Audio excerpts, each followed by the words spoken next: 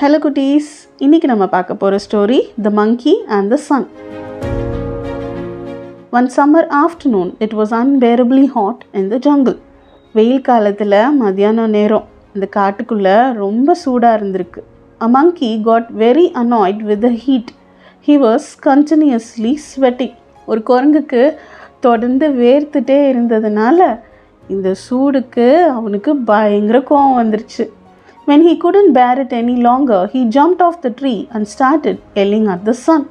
"You foolish sun," the monkey said. "Can't you see that you are roasting us alive?" இந்த சூடு அவனால் இதுக்கு மேலே பொறுத்துக்கவே முடியாது அப்படின்னு நினச்சி அவன் உட்காந்துட்டு இருந்த மரத்துலேருந்து கீழே குதித்து நம்ம சூரியனை பார்த்து கத்த ஆரம்பிச்சிட்டான். என்ன சொன்னான் தெரியுமா? "முட்டாள் சூரியனே, உனக்கு தெரியலையா, எங்களெல்லாம் உயிரோடு வச்சு வறுத்து எடுத்துகிட்டு இருக்க நீ" அப்படின்னு சொல்லியிருக்கான். The sun had never been yelled at, especially by a monkey. He got very offended. நம்ம சூரியனுக்கு இது ரொம்ப புதுசாக இருந்துச்சு. அவனுக்கு ரொம்ப கஷ்டமாகவும் போச்சு. என்னடா நம்மளை பார்த்து இந்த மாதிரி கத்துறாங்களே, அதுவும் ஒரு குரங்கு நம்மளை பார்த்து கத்துதே அப்படின்னு சொல்லி. இது வரைக்கும் சூரியனை யாருமே அந்த மாதிரி திட்டினதில்லை. After all, he was doing only his job. So he hid behind the rain clouds and began to sulk.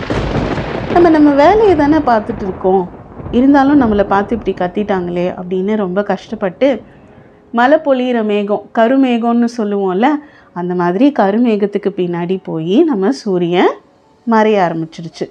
It started raining. The sun continued to sulk and it rained for weeks.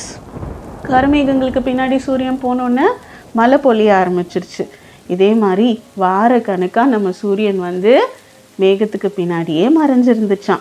Soon the whole jungle became muddy and squishy. There was no sun to dry the water. மழை பொழிஞ்சிட்டே இருந்ததுனால நம்ம காடு வந்து ரொம்ப சேரும் சகதியுமாக ஆயிடுச்சு. அதோட இந்த தண்ணியெல்லாம் வந்து காய வைக்கிறதுக்கு சூரியனும் இல்லை. Slowly the animals started falling sick. It was then that the monkey realized his foolishness. And மெதுவாக காட்டில் வாழ்கிற மிருகங்கள் எல்லாம் ரொம்ப உடம்பு முடியாமல் போக ஆரம்பிச்சிருக்கு. அப்போ தான் நம்ம குரங்குக்கு அதோட முட்டாள்தனம் புரிஞ்சிருக்கு. "I'm sorry dear son," the monkey apologized uncomfortably. "Please forgive me."